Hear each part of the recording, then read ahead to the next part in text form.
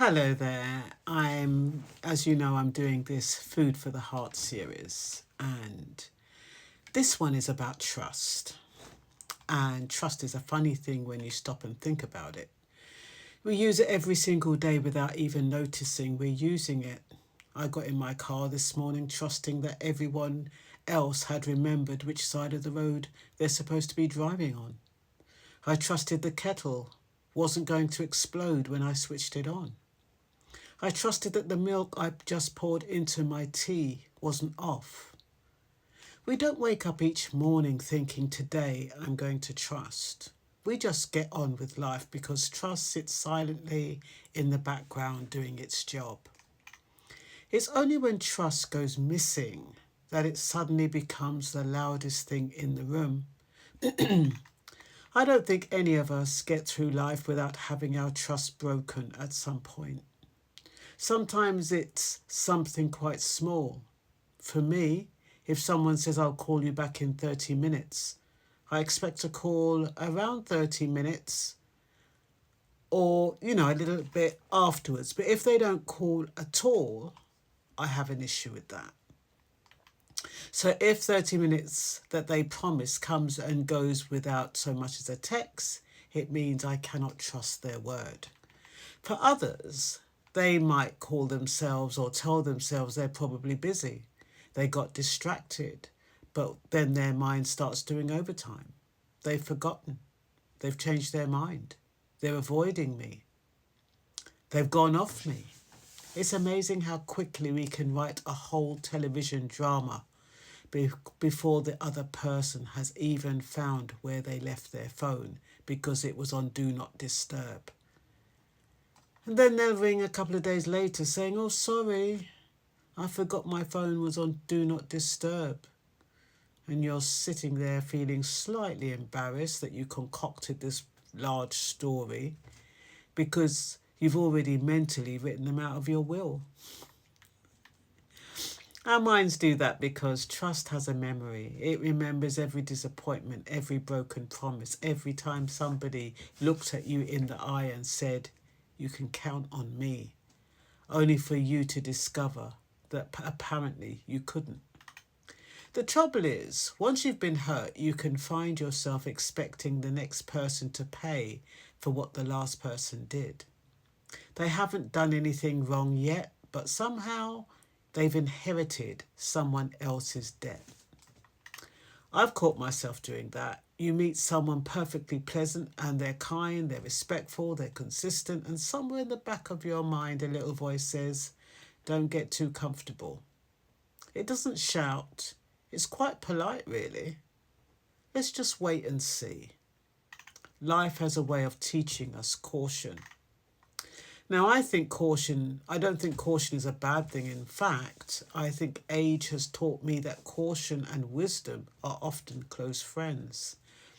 When I was younger, I probably handed trust out far too cheaply. These days, I'm much happier to let people earn it. That isn't because I've become cynical. It's because I've learned that trust isn't something you prove with words. It's something you demonstrate over time. Anyone can make promises. We all know people who can make promises so beautifully you'd think they'd deserved an Oscar. Some people could promise you the moon and such conviction you'd almost start looking for a telescope. But eventually life catches up with words. It always does. What matters isn't what people say they'll do. It's what they consistently do when no one is applauding. You know what else gets my goat? Lending somebody something. They always say exactly the same thing. Don't worry, I'll look after it. Well, of course you will. You're hardly going to say, thanks very much, I'll probably lose it by Tuesday. We laugh because we've all heard it and we've probably all said it. But then there are those people who return something cleaner than it was when you lent it to them. Those are the people who understand that trust deserves respect. And then there are the people you lend a dish to. Months later, you're standing in your kitchen thinking, I'm sure I had another Pyrex. Somewhere across town, your casserole dish has started a whole new life with another family. Sometimes I think dishes have their own social club. They disappear into cupboards they've never seen before, and they never find their way home. They're only little things, but they remind us that trust is built in ordinary moments. It isn't usually the grand gestures that convince us somebody is trustworthy. It's the little things. Turning up when they say they would. Keeping something confidential because you've asked them to. Saying I was wrong without having to be dragged there kicking and screaming. They're not spectacular moments, but they're solid ones. Working in safeguarding for many years has probably made me think about trust more deeply than I otherwise would have.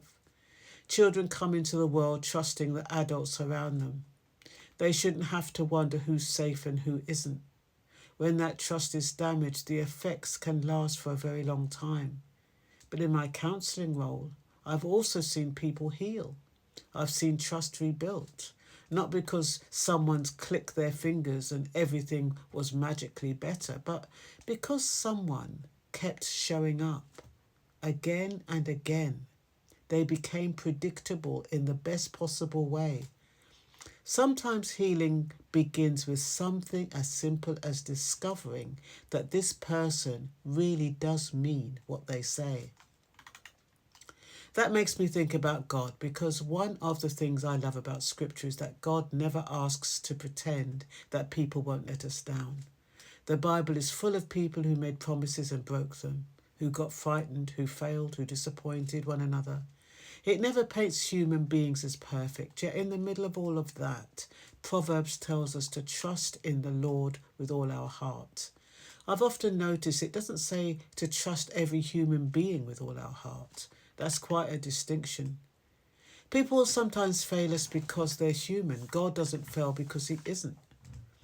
I think sometimes we expected people to carry weight they were never meant to carry. We expect them to make us feel secure, valued, complete, and safe all at the same time. That's asking another human being to be something only God can be. It's a bit like expecting a teaspoon to carry a bucket of water. It wasn't designed for that.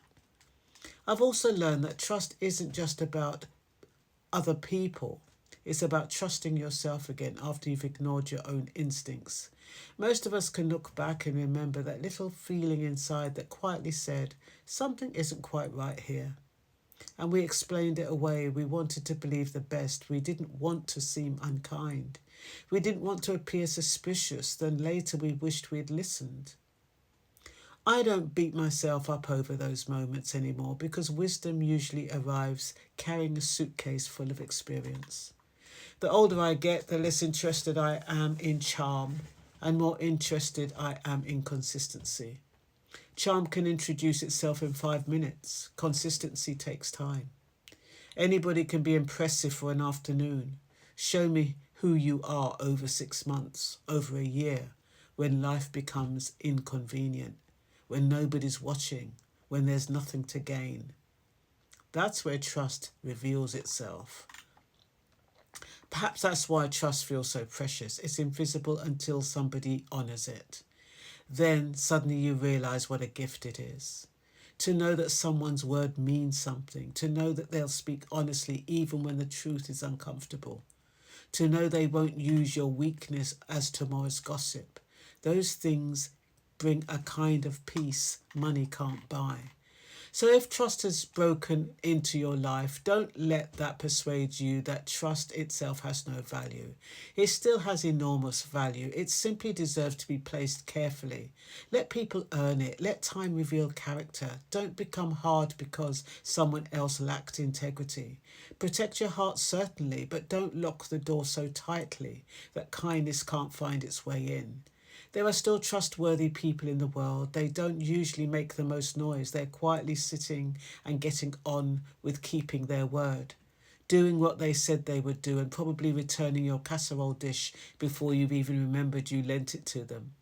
And I think the world could do with a few more people like that. Trust isn't lost in one dramatic moment. Sometimes it quietly changes because consistency quietly changes. And that's all I've got to say about trust for now. You take care now. Bye-bye.